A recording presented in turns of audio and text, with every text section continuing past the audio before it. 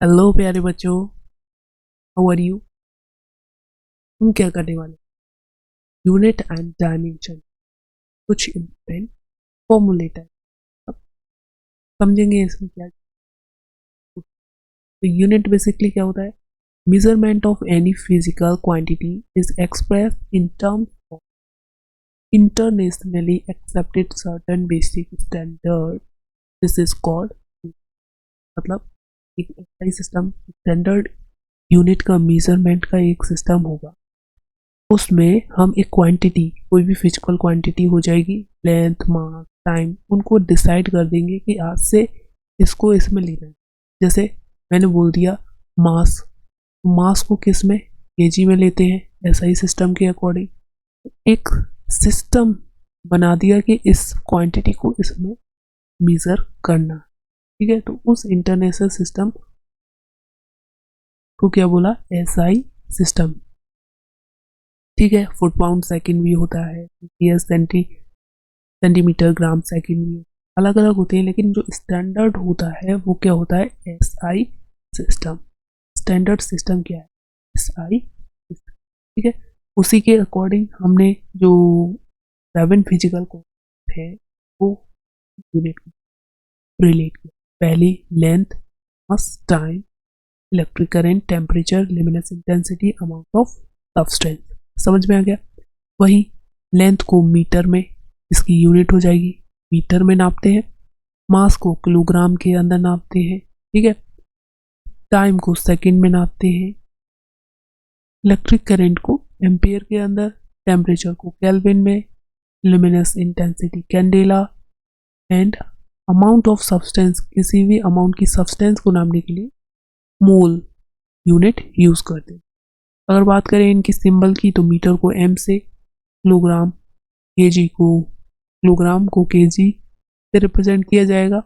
वही बच्चा लोग सेकंड को एस से, एम्पियर को ए से, कैल्विन को के से, candela C D, and M O L mole के लिए रिप्रेजेंट किया जाएगा। तो ये तो थी फंडामेंटल सेवन फंडामेंटल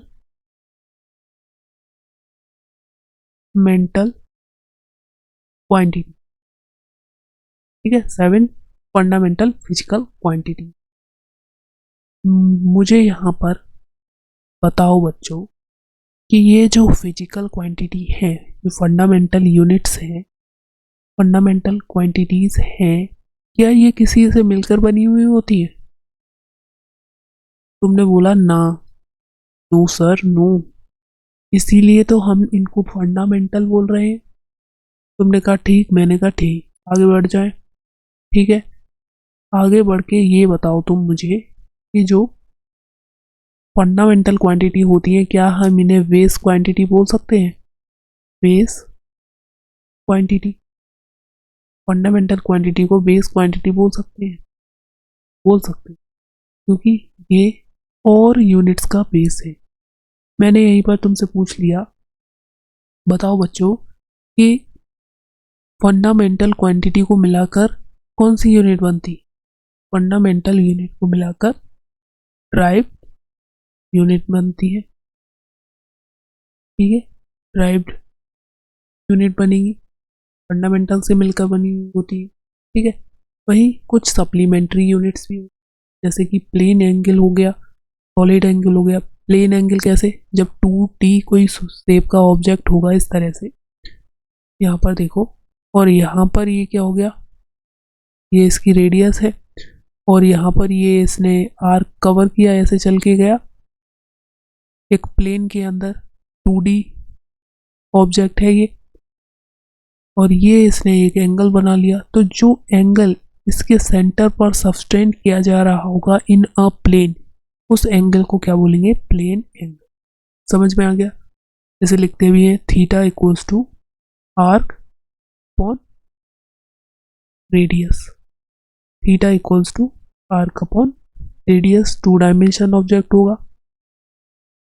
वही सॉलिड एंगल की अगर हम बात करें बच्चों, तो क्या होगा, अगर मेरे पास कोई 3D ऑब्जेक्ट है, जैसे कि स्फीयर, 3D ऑब्जेक्ट है स्फीयर, तो इस स्फीयर के द्वारा, इस तरह से स्फीयर है, इस स्फीयर का इस तरह से उसके सेंटर पर इस तरह से ये कोन टाइप का होगा, उसके सेंटर पर ये दिख रहा है, उसके सेंटर पर क्या है, एक एंगल सबटेंड हुआ इस तरह से, ये कोन टाइप का यहाँ पर दिख रहा है, ये इसे क्या बोलेंगे हम, सॉलिड एंगल। इसे इस तरह से ओम से रिप्रेजेंट करेंगे। यहाँ पर इसका क्या हो जाएगा, डेल्टा ओम सॉलिड एंगल जो है वो क्या होगा,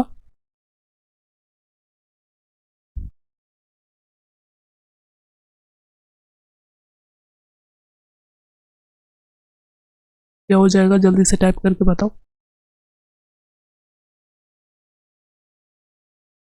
जो इसने ये दूरी कवर की है डिवाइडेड बाई, इससे करेंगे आर स्क्वायर लिंक, ठीक है, एरिया अपॉन आर स्क्वायर हो जाएगा, समझ गए, एरिया अपॉन आर स्क्वायर। तो जो प्लेन एंगल होता है उसकी यूनिट हो जाएगी रेडियन, और इसे आर से रिप्रेजेंट करेंगे, और जो सॉलिड एंगल होगा स्टेरेडियन, एस आर से रिप्रेजेंट करेंगे। समझ में आ गया, supplementary units, plane angle solid angle, plane angle solid angle.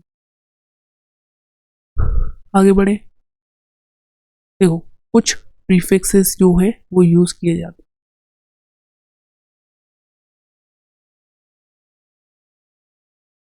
कुछ प्रीफिक्स जो है वो यूज किए जाते हैं, जैसे सेंटी 10⁻⁻2 मीटर के बराबर होगी, मिली बोल दिया तो 10⁻⁻3, माइक्रो 10⁻⁻6, नैनो एन 10⁻⁻9, पिको मतलब 10⁻12, किलो 10⁻3 प्लस का, मेगा 10⁻6।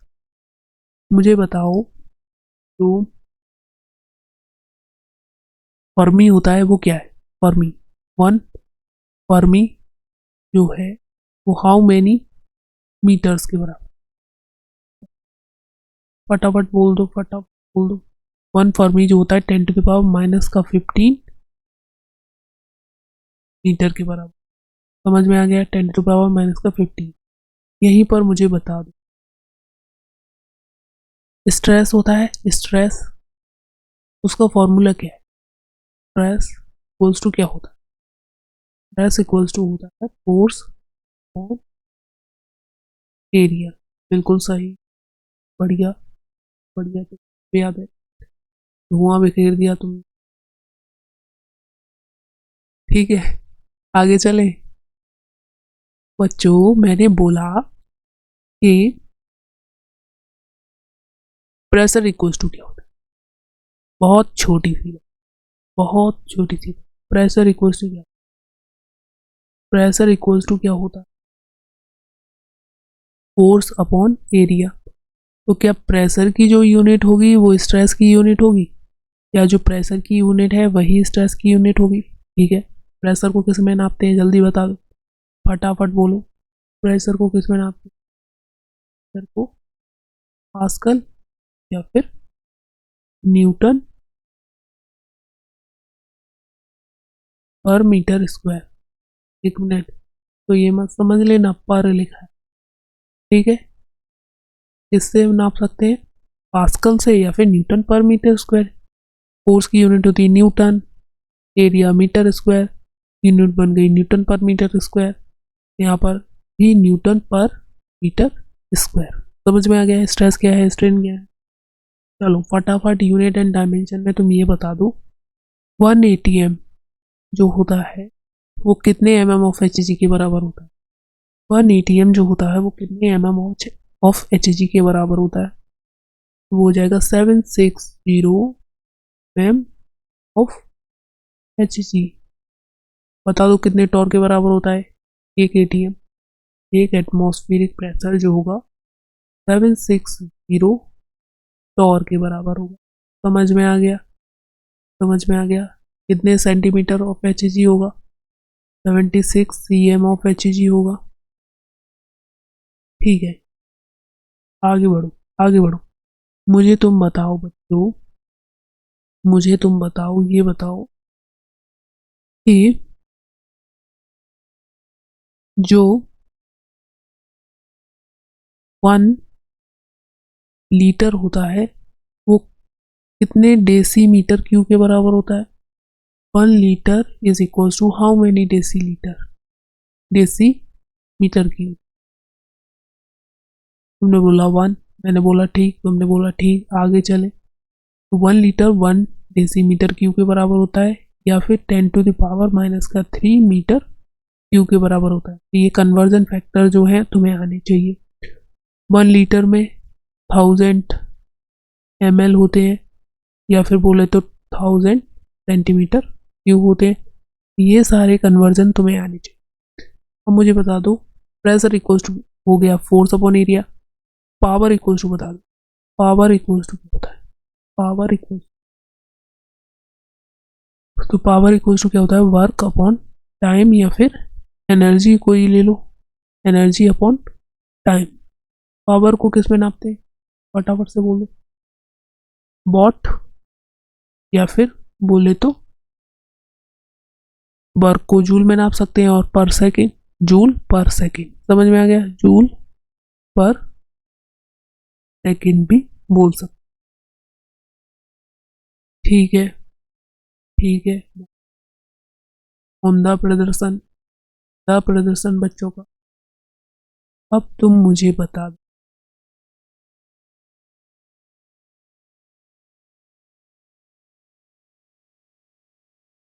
कि ये जो डायमेंशन मैंने लिखी है ML T-2, ये किसकी है? ML T-2 जो लिखी है डायमेंशन, ये कौन सी क्वांटिटी की? तो ये हो जाएगी फोर्स की, क्योंकि फोर्स इक्वल्स टू क्या होता है? Mass into acceleration, mass into acceleration. Mass के लिए m, एक्सेलरेशन क्या होता है? एक्सेलरेशन इक्वल्स टू होता है मीटर पर सेकेंड स्क्वायर। मीटर के लिए l ले लेंगे, सेकेंड के लिए s स्क्वायर। ये ऊपर जाएगा, ये तो यहाँ पर है l, और ये जब ऊपर जाएगा तो T⁻²। समझ गए? तो फोर्स की डायमेंशन क्या होती है? समझ गए? फोर्स की डायमेंशन होती है ML T-2। मुझे यह बता दो, ML2 T-2 किसकी यूनिट है? ठीक है, ML2 T-2 बता दो।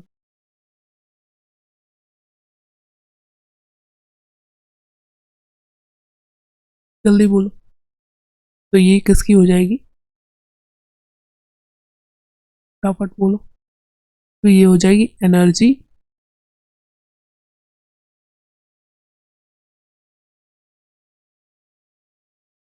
एनर्जी की, या फिर वर्क की? एनर्जी की बोलो या फिर वर्क की बोलो। यूनिट होगी ML2 T-2। समझ में आ गया? देखेंगे कैसे। ठीक है, तो वर्क क्या होता है?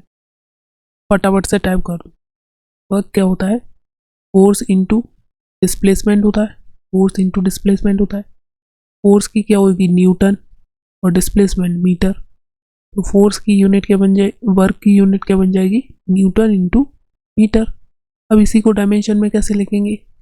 फोर्स की हमें पता है कितनी होती है, ML T-2, ML T-2 हो जाएगी बच्चा लोग। और वही जो ये m है मीटर, वो लेंथ में हो जाएगा। तो ओवरऑल हमारी यूनिट क्या बनेगी? ML2T-2। तो वर्क की भी होगी और एनर्जी की भी होगी। एनर्जी क्या होता है?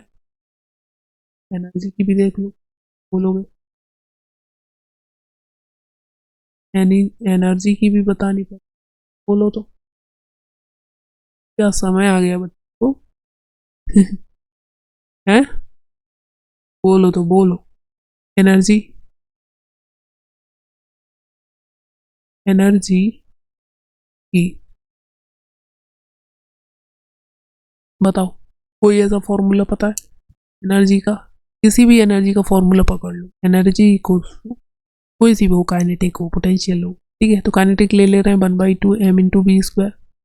रूबरू हो तुम इससे।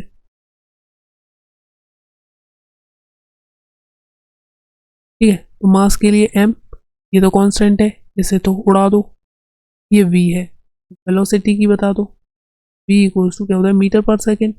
मीटर के लिए l लेंगे, सेकेंड के लिए s लेंगे, तो ये क्या हो जाएगा, इसका स्क्वायर, इसका स्क्वायर। तो देखो ये क्या बचा, एम एल स्क्वायर, और अपॉन में क्या है, एस स्क्वायर। तो इसे ऊपर भेजेंगे, एम एल एस मतलब टी ले लेंगे, टाइम की है ना, time T, M L two T minus का टू, आ गई यूनिट। तो वर्क की भी सेम है, एनर्जी की भी सेम है, क्योंकि जो वर्क क्या है, एक तरह की फॉर्म ऑफ एनर्जी है। समझ में आ गया, वर्क क्या है, एक तरह की फॉर्म ऑफ ही है। ठीक, चमका कि नहीं चमका, बता दो चमका कि नहीं चमका, चमक गया, ठीक है, चमक गया। ओके, तो ये क्या था, एक तरह से ब्रीफ बोले तो छोटा सा हमारा ये डिस्कशन था, यूनिट एंड डायमेंशन। ठीक है बच्चों, आई होप आपको ये सब चीजें रिकॉल हो गई होंगी। तो इसी तरह से हम करते रहेंगे। तक के लिए बच्चा लोग थैंक यू, मिलते हैं नेक्स्ट टॉपिक के साथ। इसी तरह से आप फॉर्मूले ऐड करने हैं, कुछ याद हो जाए, बस बने रहिए हमारे। ओके, हंसते रहिए, मुस्कुराते रहिए, और पढ़ाई को क्या करिए, जारी रखिए। समझ में आ गया, फिर रहिए,